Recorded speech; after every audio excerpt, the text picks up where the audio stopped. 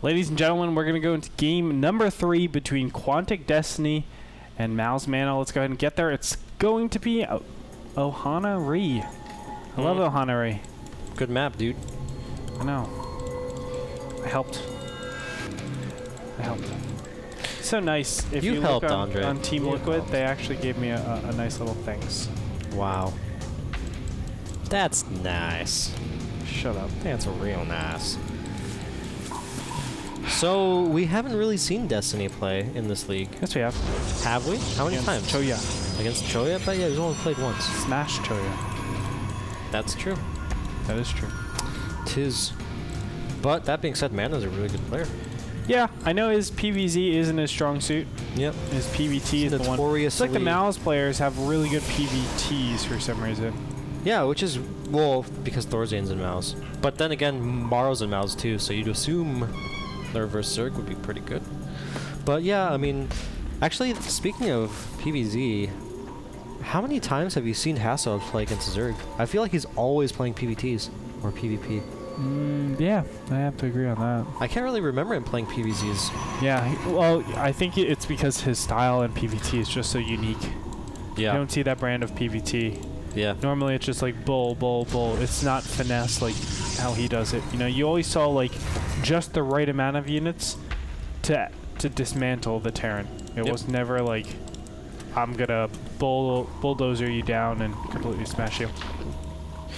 That's very, very true. I've casted Destiny a little bit, his EVPs, and he has favored this early Carapace build where you basically negate any +1 timings. Not a huge fan of that build, but he's made it work sometimes. I'm interested to see if he actually does that again this time around. I think it would be fruitless, actually, against a player like Mana. I don't think he really favors that +1 timing as much as, you know, just playing a little bit more standard end game. I have seen him go for just like one Forge Fast expansion into Robo. We're not going to see that this game, though. Nope. He's going for the 1-gate Cybernetics Core into Double Gas. This is like old school. Yeah, so I wonder if he's going to go for a 3-gate expand, which is obviously, you know, it's pretty safe. But it's a little bit dated, I guess. You know, you don't really see the 3-gate expand. That's why we normally often see 1-gate expand, I think. But yeah, I mean, 1-gate expand.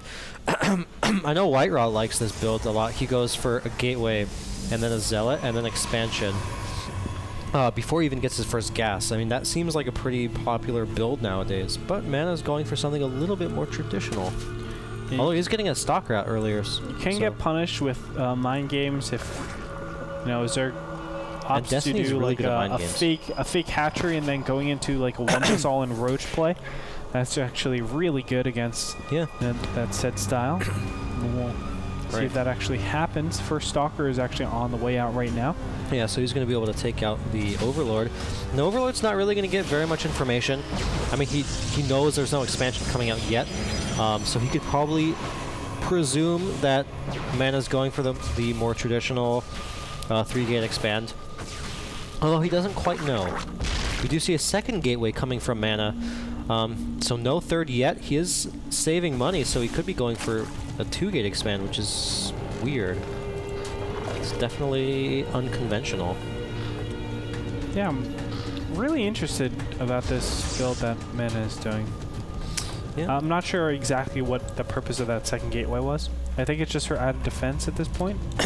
Yeah, I feel like it's just in case. Yeah, I think that's a bit unnecessary, but he must have made a read and said, okay, my opponent is capable of some sort of all-in, I'm going to do this. Yeah. A little bit safer, but not a big deal. Obviously, it does nerf his Nexus a little bit here and there, which sucks a lot. Don't get me wrong.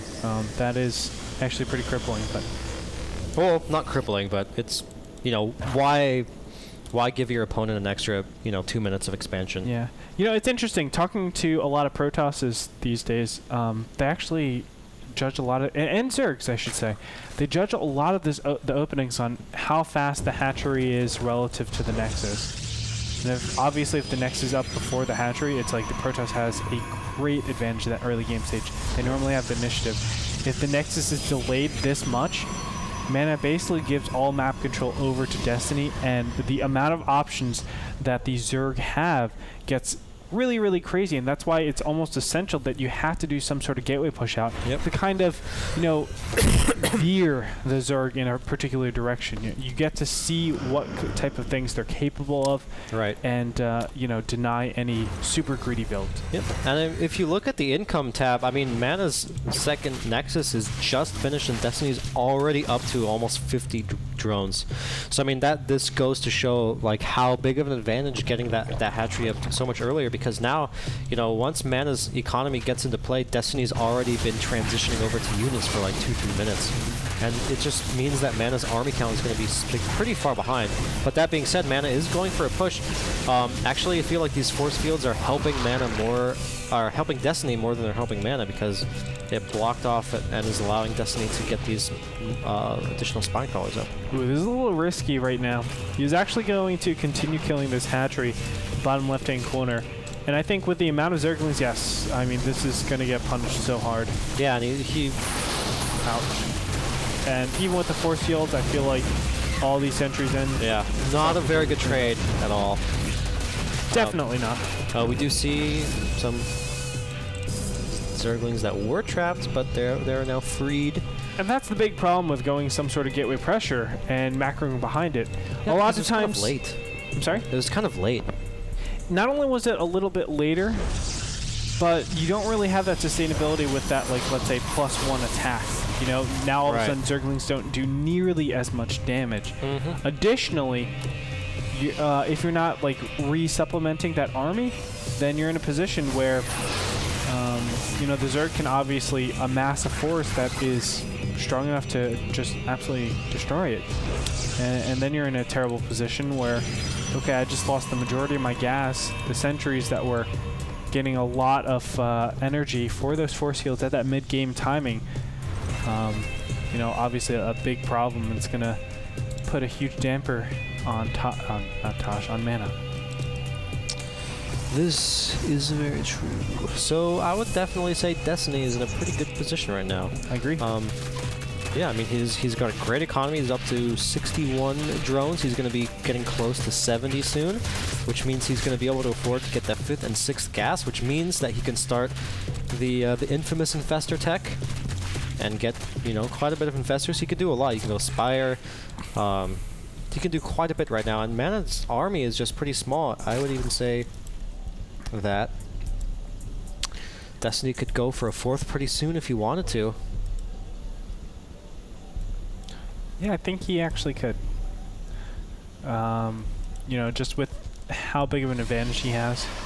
But Destiny is a player known to actually tech up quite a bit. He favors, I've seen him do mutas a lot, and I've seen him do infestors a lot. So I would actually assume that he goes for some sort of tech-oriented type of play rather than that. Although there is a style where you can just go Roach Zerglings, which he is upgrading quite a bit. He can go Roach Zerglings and keep leaning on this 3rd expansion, force his opponent never to take it.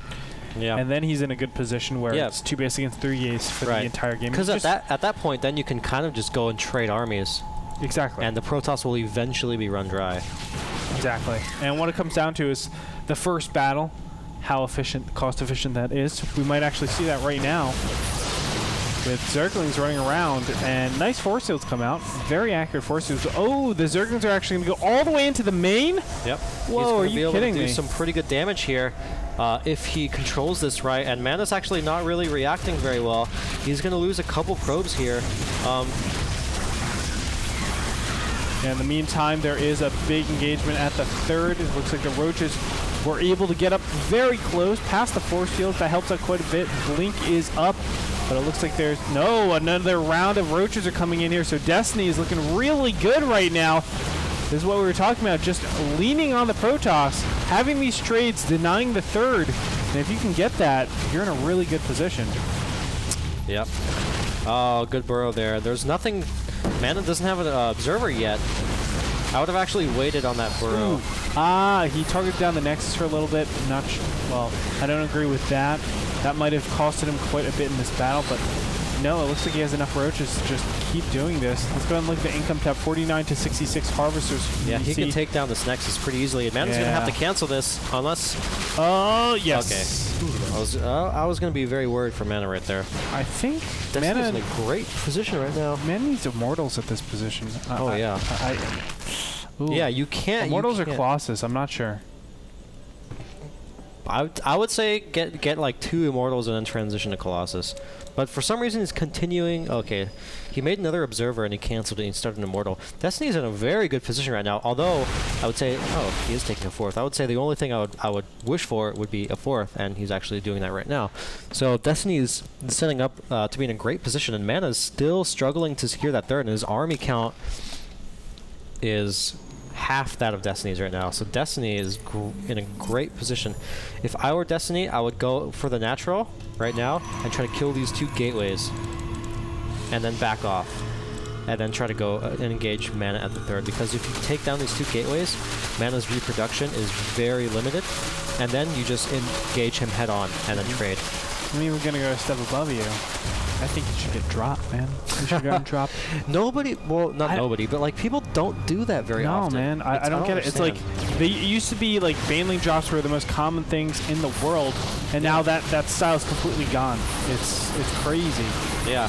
See, I don't quite like this. I think Destiny needs to back off and just attack up the natural ramp, because he can kill this. There's no way Mana can't get over there in time. Destiny could kill these 2 gateways before Mana could even start attacking. Yeah. I think the big thing, though, Destiny doesn't want to be flanked from the right-hand side. That would be really, really bad. And there is an observer directly on top, so you can actually see everything. Oh, he's actually going to attack the gateway right now, which with a small number of units, which is fine, too. Because if he takes it out, I mean, he still gets the benefit. And actually, here comes an attack. But nice force fields by Mana. Oh, God. And he is, you know, these 2 Immortals are going to do a lot of work, because basically the roaches are getting funneled. And Mana has a great position. Destiny needs to back off. This was not what he needed. And, okay, let's think about this. The goal, the objective of the Zerg player is to take out that 3rd. Yeah. Well, how do we take out that 3rd? Obviously, you can overmass it, but at this point, when the army composition is too good for the Protoss, you either back up or find another way to displace those units. That's why I say even Nidus Worm. I think Nidus Worm would be fine. I think that's a little bit more expensive. Nidus Worms are pretty costly, actually. And but there's actually a great spot for They're not too consistent, though. That's the big problem. But, you know, drops, just throw 12 roaches in there. You can always get out. Yep. You can always get out. Just throw 12 roaches in there. Force the Protoss to just spread out a little bit more. And then you can go and start pressuring down that 3rd. I like how there are 2 changelings blocking the choke. Dude, that's BM. You know what would be really clever? If Destiny dropped and then made changelings and blocked the choke. And then put overlords over it, so it was really hard to actually see. You have to press insert and delete, or no, end, and then delete, and then try to target them like that because the overlords were in the way. Yeah. Now, okay, so here's the issue. Here's the issue right now. Mana is now secured in his 3rd base, and he has a good army composition. And Destiny is still sitting at 4 bases, and the 4th isn't really even saturated right now. So Destiny's kind of like at a lull right now, and this is not a situation he wants to be in. He should have, you know. Okay, so he does have Hive, but he's not... He has a Hydralisk Den as well. He doesn't have... You know, his Spire is super late. He should be morphing a Greater Spire right now and starting that transition to Broodlords. I mean, he has so much money.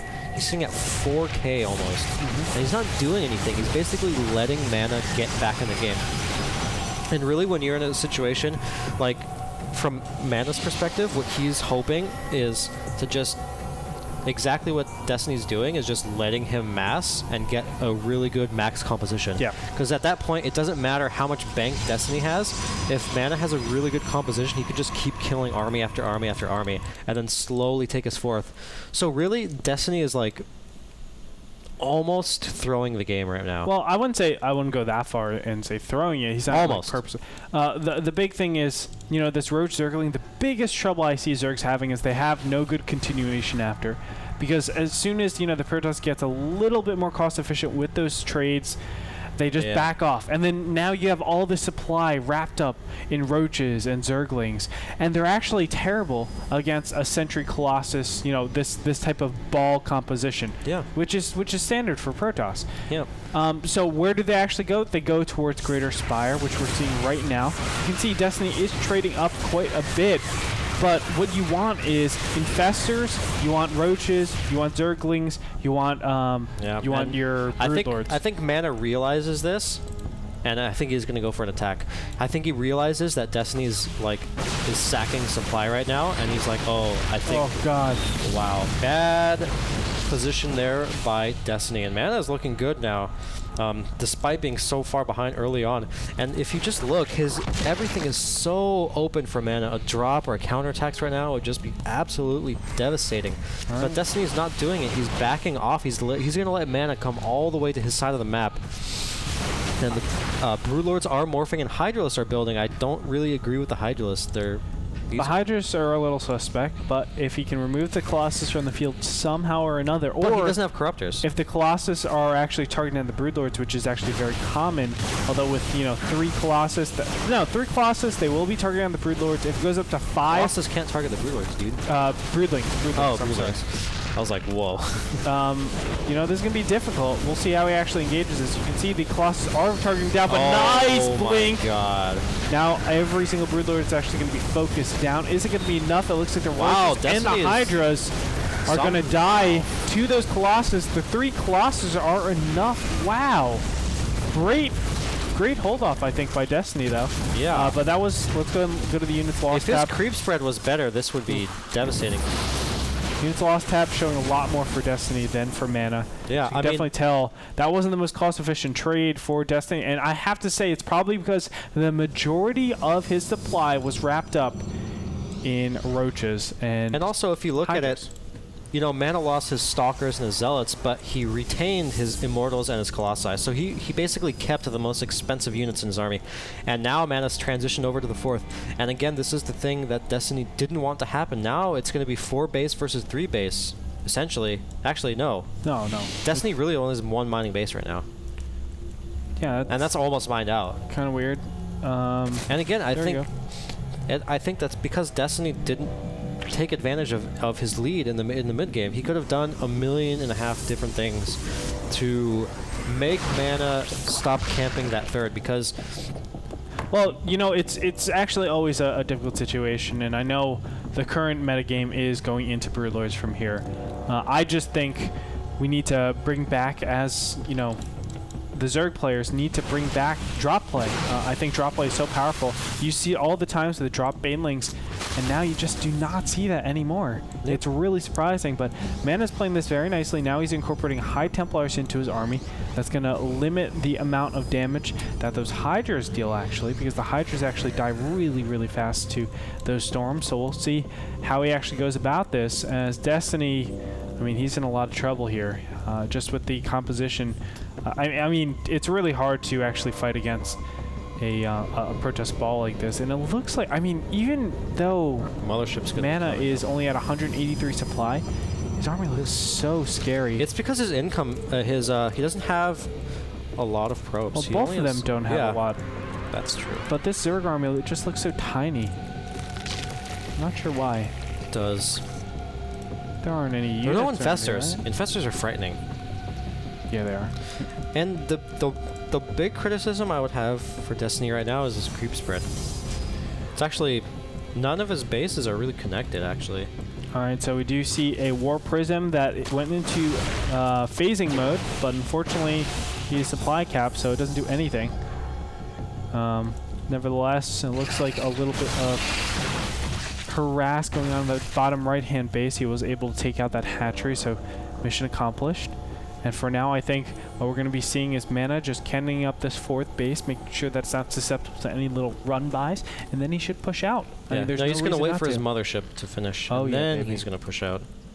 To add insult to injury. No, it's not really that. It's just actually just being safe. You want that mothership because that's going to allow you to vortex, and that's going to basically cut Destiny's army in half, and allow him to, attack full army with a half army, and then wait for the other half to come out and then attack that. and then, you know, be in a great position. And the Mothership is going to be done in about 10 seconds. Dark Shrine is on the way. That'll help out quite a bit. You can see probes are actually being killed by his own photon cannons to free up more supply. That way he can go, and I'm sure he wants to put down a Dark Templar in this mid left-hand position as soon as that shrine is finished. Yeah, I like how he's actually saved up 2 supply just for that 1 DT. And I'm almost guaranteeing that that's what it's for. We do see the Mothership is done. Where is it? There it is. It's over by the 3rd base. And it's going to come meet up with the army, and once it does, Mana's going to push out. And again, as soon as that Dark Shrine is finished, he's going to make 1 DT and go for the 4th of Destiny. There's nothing here. There's not even a Queen. Nor anything near it. Oh, Roaches do see the Warp Prism, but they're just going to run past it. Not sure why. And the Mothership, for some reason, is sitting in a random corner of the map, in between the 3rd and the 4th base. I think maybe what he's going to do is attack and then go for a recall. Yes. But, okay, so we do see the 1 DT get warped in. And here come lots of drone deaths. And Destiny so far doesn't even notice it. No, he does. He rallied units all the way over there. He's just not moving the drones. I think for him, the drones aren't really a huge priority. It's like, okay, go ahead, kill them. Oh, nice counter there by Mana, though. Supply. That's all he's thinking. Just supply. And yeah, Mana's going for that bottom right-hand base. That's correct. The 3rd or 4th time that he's taking it out. And Destiny's kind of just camping around by his natural expansion. And he can't really... I don't know. He needs to do something, I feel like. I mean, I don't understand. I mean, he is going for 12 infestors. He doesn't want to fight right here. That would be really bad. He wants to just back up. Wait until his infestors actually come out. Mothership has arrived with the army, and there's there's 2 overseers, but I struggle to see what Destiny can do in this situation. Yeah. The infestors did come out, but I just think it's kind of too little too late. Ooh. And here's the vortex, and actually those infestors are getting caught in the vortex. A lot of infested Terran are going to poop out here. It's going to help out a little bit. Yeah, but Mana's just doing a great job. And he's going to be able to storm right on top of everything. And this is, oh my god. And Destiny types G.